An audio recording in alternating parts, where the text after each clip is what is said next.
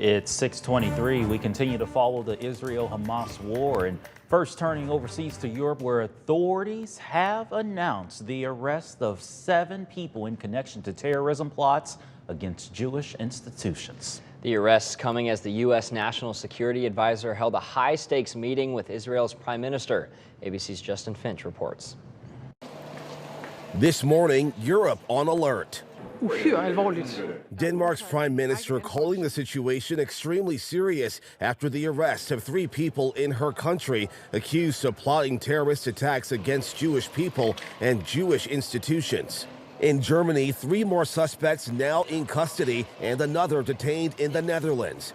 German prosecutors saying all 4 are believed to be Hamas members and were arrested under suspicion of plotting anti-Jewish attacks. Hamas denying those suspects are connected to the militant group. European authorities saying they're now staying hyper-vigilant as the Israel-Hamas war stokes tensions.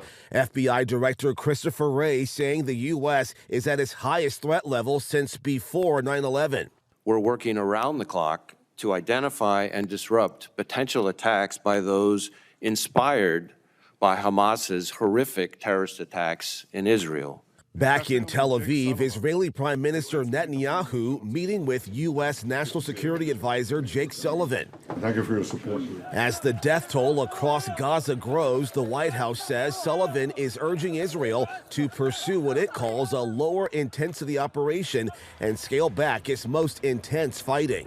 A U.S. official confirming a New York Times report saying a lower intensity operation may involve the use of smaller groups of elite Israeli forces that would carry out more precise missions to find and kill Hamas leaders, rescue hostages, and destroy tunnels. I want them to be focused on how to save civilian lives, not stop going after Hamas, but be more careful.